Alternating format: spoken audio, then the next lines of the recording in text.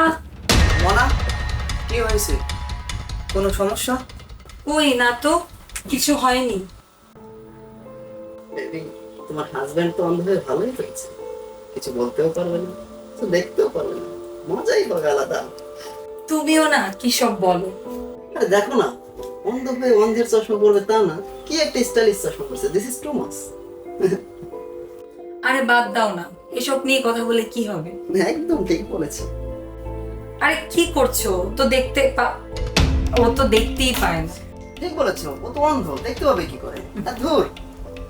আরে দেখতে পায় না তো কি হয়েছে, শুনতে তো পাবে।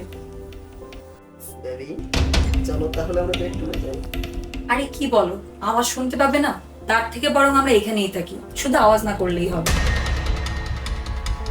মনা, আমি চা খাবো। আচ্ছা ঠিক আছে, তুমি বসো, আমি চা বানিয়ে আনছি। না না, তোমার যেতে হবে না, আমি নিজেই বানিয়ে নিয়ে আসছি। তুমি তো দেখতেই পাও না, তুমি কিভাবে চা বানাবে? আরে ঘরের সবকিছু তো আমার চেনাই, কোনো সমস্যা হবে না, তুমি থাকো। আচ্ছা ঠিক আছে, সাবধানে যেও। তাহলে আমরা আমাদের কাজটা শুরু করি।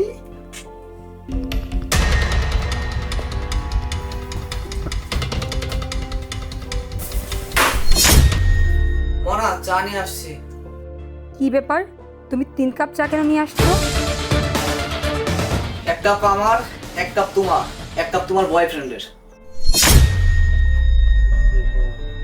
তুমি কি করে জানলে? তুমি না অন্ধ? দেখতে পেতাম না, কিন্তু এখন পাই। আমি তোমাকে বলেছিলাম না 7 দিনের জন্য আমি দেশের বাইরে যাব, জরুরি একটা মিটিং আছে। আসলে ওটা মিটিং ছিল না, ওটা ছিল আমার চোখের অপারেশন। ভেবেছিলাম দেশে এসে তোমাকে বড় ধরনের একটা সারপ্রাইজ দেবো। তুমি তো আমার জন্য ভগবানের কাছে কত প্রার্থনা করছো যেন আমি ভালো হয়ে যাই, আমরা পার্টি করবো, আনন্দ করবো, আবার নতুন করে জীবন শুরু করবো। কিন্তু আলটিমেটলি কি হয়ে গেল দেখো, আমি নিজেই একটা বড় ধরনের সারপ্রাইজ হয়ে গেছি। কথা বলো তো, আমি অন্ধ বলে কি তুমি রিলেশনে গেছো? একদমই না, আমি তো বিয়ের আগে থেকেই রিলেশনে ছিলাম। আর তোমাকে বিয়ে করার আসল কারণ হলো তোমার সম্পত্তি। আমি তো তোমাকে সম্পত্তির জন্য বিয়ে করেছি, আর আমি একটা সুন্দর সুযোগের অপেক্ষায় ছিলাম। তুমি অন্ধ হয়ে আমাকে সেই সুযোগটা করে দিয়েছো, আর আমি সুযোগ বুঝে সে সম্পত্তি আমার নামে করে নিয়েছি। তুমি কি এখান থেকে যাবে, নাকি ঘাট ধাক্কা দিয়ে এখান থেকে বের করে দিবো? এই look, আমার পায়ে যে জুতোটা দেখছিস, দেখ এই জুতোর যে দাম আছে তোর সেটা আমার কি। আমার বাবুটা কি বলছে শুনিসনি? চলে যা, এই মুহূর্তে ঘর থেকে বের হয়ে যা, দূর হ। দূর না। আর হাসবেই বা না কেন, তোর সম্পত্তি তো সব আমার বাবুটার নামে। সেই কষ্টে ও পাগলের মতন হাসছে।